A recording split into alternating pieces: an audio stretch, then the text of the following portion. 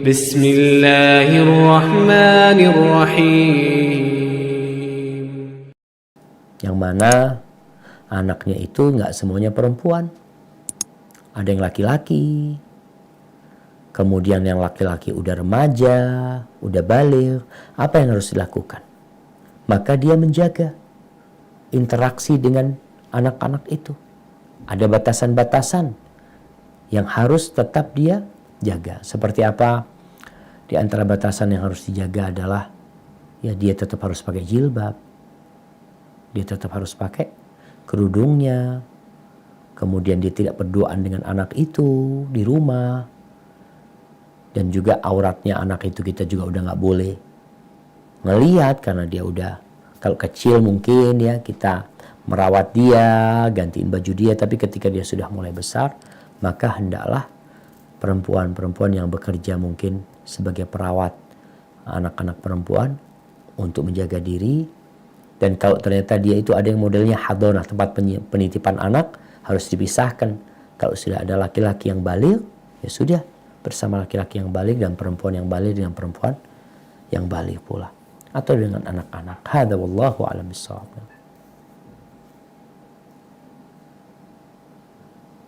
Nah, silakan. Assalamualaikum Ustadz. Waalaikumsalam warahmatullahi wabarakatuh. Kita dari Melbourne mau punya 2 pertanyaan. Yang pertama, ada travel mengurus jamaah untuk pergi umroh. Travel ini memberikan keringanan pergi umroh dulu, terus habis itu boleh bayar bertahap Ustadz. Bagaimana menurut Ustadz? Mohon pencerahannya. Yang kedua, di Indonesia kan kita ketahui banyak yang ikut senam-senam, terus kadang mereka pakai jilbab tapi pakai aksesoris, pakai make up. Kebetulan saya ada family yang udah cukup umur, beliau janda. Saya mau menasehatinya Ustadz agar dia tidak tersinggung. Mohon pencerahannya Ustadz, gimana caranya kita kasih nasihat untuk beliau. Jazakallah khairan. Assalamualaikum. Barakallahu fiik. Subhanallah jemaah. Nah, berkaitan dengan pertanyaan pertama, yaitu ada travel umroh yang menawarkan untuk berangkat umroh gratis, bukan gratis, bayar pulangnya. Jadi bayar secara bertahap ketika sudah pulang dari umroh. Berkaitan dengan hal ini, Allah Azza wa Jalla mengatakan, walillahi 'alan nas hajjul baiti man istata'a ilaihi sabila. Sesungguhnya Allah Azza wa Jalla memiliki sebuah kewajiban atas umat manusia untuk berkunjung ke rumahnya bagi yang mampu. Bagi yang mampu. Baik itu haji atau umroh, berkunjung ke rumah Allah ini untuk yang mampu. Yang tidak mampu nggak wajib untuk berangkat ke sana. Kalau dia mau berangkat dengan berhutang, maka ingat bahwa Rasulullah SAW berlindung dari hutang. Jangan bermudah-mudahan untuk berhutang. Ini travel sekarang yang ada dalam benak kebanyakan mereka adalah mencari keuntungan sebesar-besarnya. Mencari jamaah sebanyak-banyaknya. Dengan menawarkan tadi, mamanya bayarnya setelah pulang. Kalau engkau memiliki sesuatu yang bisa dijaminkan untuk membayar, mungkin boleh berangkat. Tapi kalau nggak ada, jangan. Karena kalau engkau mati meninggalkan hutang, orang yang mati syahid, orang yang mati syahid, ketika dia punya utang, maka subhanallah, tidak akan masuk surga sampai dia melunasi hutang. Maka nasihat ana, berusahalah untuk tidak berhutang kecuali punya jaminan yang bisa untuk membayar itu. Tapi kalau mengatakan enggak, insya Allah Ana bisa nyicil dengan gaji bulanan. Ketika engkau meninggal dunia, engkau nggak punya gaji bulanan. Selesai sudah urusanmu. Dan akan menjadi beban buat keluargamu nantinya. Padahal itu bukan sesuatu yang harus engkau kerjakan. Seperti itu. Barakallahu fiik. Lalu berkaitan dengan pertanyaan kedua ya, yang memiliki tentang senam yang udah pakai jilbab tapi tetap pakai aksesoris ya, tetap make up macam-macam tuh perempuan jamaah, padahal udah umur ya, kadang kala dia udah janda apalagi ya, tetap dia itu ingin menarik orang lain untuk memandang dia, gak berhenti jamaah. Subhanallah, ini pertanda memang godaan wanita ini dahsyat sekali. Lalu bagaimana kita memberikan nasihat kepada orang-orang seperti ini? Kasih nasihat tentang iman terlebih dahulu. Tentang hakikat kehidupan.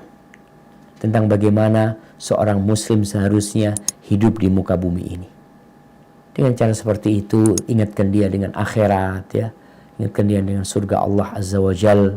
Kemudian sampaikan bahwasanya banyak perintah-perintah Allah yang harus kita kerjakan ya. Larangan-larangan yang harus kita tinggalkan. Kemudian baru berbincang tentang seorang muslimah itu seharusnya jaga diri, jangan sampai dia menjadi penyebab lelaki tergoda sama dia.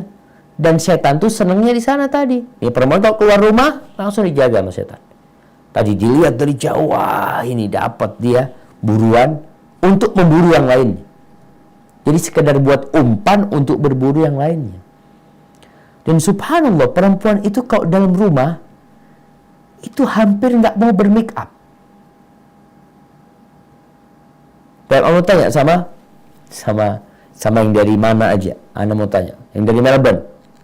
Ana mau tanya dari Melbourne. Kenapa perempuan itu kok baru bermake up kalau keluar rumah?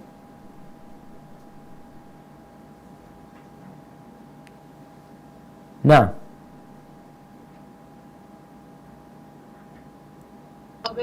Alhamdulillah dari Melbourne kalau keluar nggak ada yang pakai make up. ya kita lihat perempuan umum, bukan Melbourne, banyak tuh perempuan.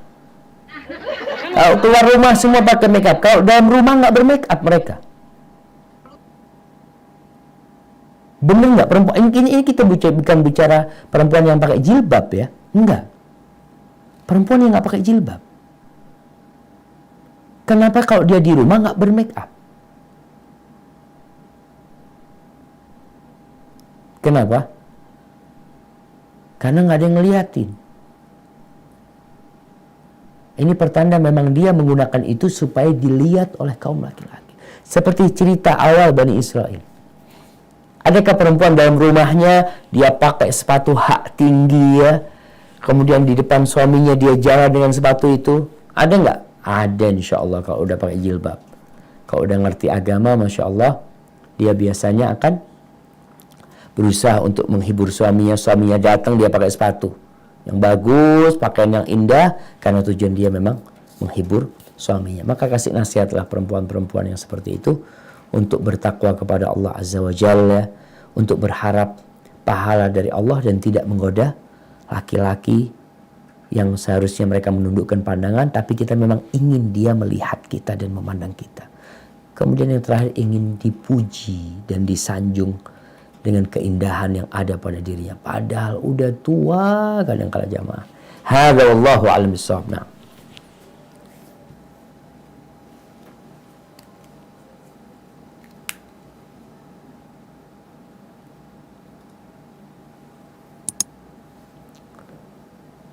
Nah, silahkan.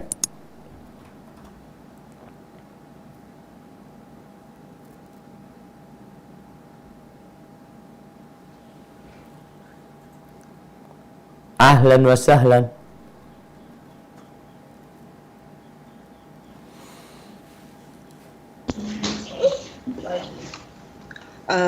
Barakallahu fiik, Ustaz, saya membacakan pertanyaan dari Canberra. Siap. Yang pertama, bagaimana hukumnya bersalaman dengan kakak ipar maupun keponakan laki-laki yang berbeda jauh umurnya dan kakak ipar itu sudah kita anggap sebagai kakak atau bapak sendiri, sedangkan keponakan laki-laki dari suami sudah kita anggap sebagai adik sendiri. Yang kedua, satu-satu aja biar nggak lupa Ustaz. mengenai hal yang sedang viral saat ini, mengenai disertasi seorang doktor Universitas Islam tentang halalnya zina jika di tempat tertutup dan haram jika di tempat terbuka. Gimana Afwan? Yang kedua?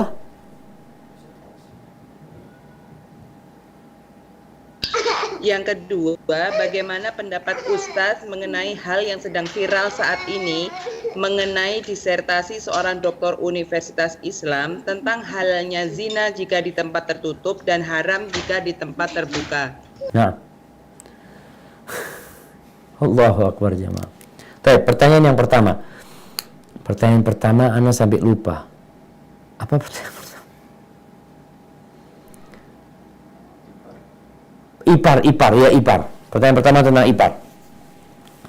Jamaah, berkaitan dengan menganggap yang bukan mahram jadi mahram, tetap nggak bisa. Yang bukan mahram tetap bukan mahram.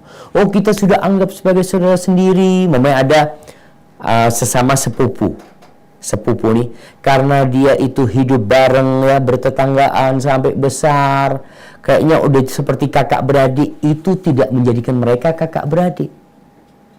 Sebagaimana kakak ipar atau abang ipar itu tidak akan pernah menjadikan dia sebagai mahram. Keponakan ipar juga, keponakan suami tidak akan pernah menjadi mahram.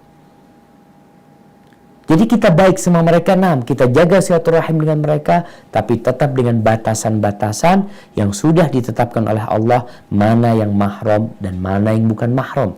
Apa yang bisa kita lakukan kepada mahram kita, apa yang bukan mahram kita. Bukan berarti kita boleh berduaan dengan dia, karena kita sudah anggap dia sebagai bapak kita, subhanallah. Kita kemudian melakukan yang biasa kita lakukan dengan mahram kita, berduaan sama dia, nggak boleh. Tetap jadi anggapan dari diri kita itu tidak menjadikan atau tidak merubah hukum sejatinya. Hukumnya tetap. Kalau yang kedua berkaitan dengan viralnya sebuah disertasi yang berpandangan bolehnya berzina. Dia tidak mengatakan berzina ngomongnya. Karena kalau bicara bolehnya berzina, nggak ada yang membolehkan zina. Mereka bahasanya bolehnya melakukan hubungan seksual. Bolehnya berhubungan badan tanpa ikatan pernikahan. Ini dalilnya dengan milkul yamin, karena di masa dulu itu budak-budak itu boleh digauli oleh pemiliknya. Boleh digauli sama pemiliknya tanpa pernikahan. Berarti boleh kita cari perempuan yang kita nggak perlu nikah lah dengan dalil tadi. Kenapa diviralkan jamaah? Kenapa yang nulis seorang muslim? Sejatinya tulisan-tulisan barat itu udah banyak kayak gitu. Mereka menebarkan syubhat-syubhat, tapi karena yang menulis itu orang kafir, maka nggak diterima oleh umat Islam.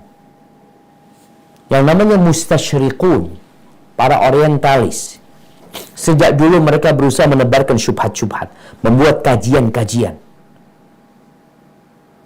Tapi kajian-kajian mereka nggak laku. Karena umat Islam, kafir. Maka orang-orang kafir pun berpikir, kalau begitu nggak bisa kita berbicara pakai lisan kita. Pakai apa? Pakai lisannya orang Islam. Maka bagaimana umat Islam ini diajarin sama mereka?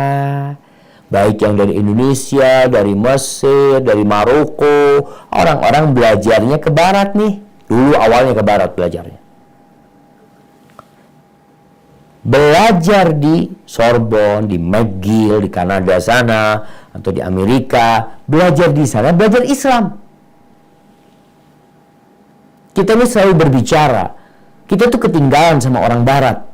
Mereka sudah sampai ke bulan, kita masih belajar tentang masalah namanya khilafiyah.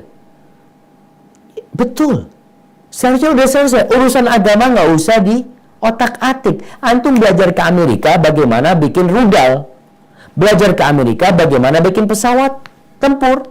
Belajar ke sana bagaimana pulang bisa bikin handphone tanpa kita harus impor dari Amerika, dari Cina, dari Korea. Hendaknya kita belajar ke sana itu.